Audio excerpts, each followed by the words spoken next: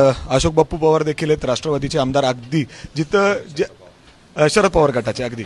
पण आपण जर बघितलं तर आता अगदी तुम्हाला देखील तुमच्या मतदारसंघ अगदी पुण्याचं बॉर्डरच म्हणावं लागेल, तिथं देखील मोठ्या प्रमाणात अशा पद्धतीने पब्स आहेत. काय तुम्ही व्हिडिओ बघितलं, काय वाटतं तुम्हाला हे सगळं बघून? नाही, निश्चितपणे एक भूमिका ज्या वेळेला कैलासवासी आराराबा पाटील यांनी केली होती तशा भूमिकेत काहीतरी काम होऊन, कारण शेवटी आपण एक तरुण पिढी तिला चांगल्या मार्गाने नेलं पाहिजे. तर असं होतं असेल तर थोडंसं पोलीस खात्यानं, गृह खात्यानं त्यात लक्ष घातलं पाहिजे आणि याचा बंदोबस्त केला पाहिजे. ही सामान्याची मागणी असते आणि सामान्याची मागणी होत असताना त्यालाही आपण सपोर्ट केला पाहिजे.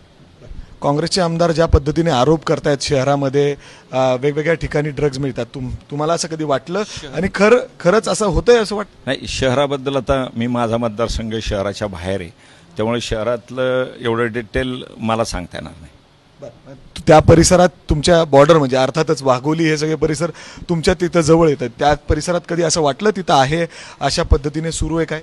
खरं म्हणजे हे पोलीस खात्यानं शोधलं पाहिजे साहेब. आम्हाला वाटण्यापेक्षा पोलीस खात्याच्यात सतर्क असतं. आपण म्हणतो की महाराष्ट्रातले पोलीस फार चांगले आहेत, त्यांनी मनात आणलं, ठरवलं तर ही गोष्ट फार अवघड नाही. त्याला शहर काय, कुठला भाग काय ते लगेच शोधू शकतात. जर आपण बघितलं तर ही पोलिसांची जबाबदारी आहे, कुठं हे अशा पद्धतीने ड्रग्ज विकलं जातं हे सगळं. त्याचबरोबर रवींद्र धंगेकरांनी तर गंभीर आरोप केलेत की पोलिसांना माहिती आहे अजूनसुद्धा शहरामध्ये वेगवेगळ्या ठिकाणी हे ड्रग्ज विकले जातात. 2 दिवसांनी मी एक्साईज विभागाच्या कार्यालयावर जाऊनच आंदोलन करेल, हे सगळं उघड पाडेल असं देखील त्या ठिकाणी आरोप करतायत. कॅमेरामॅन राजेश बिडकरसह मी मिकी घई, एबीपी माझा, पुणे.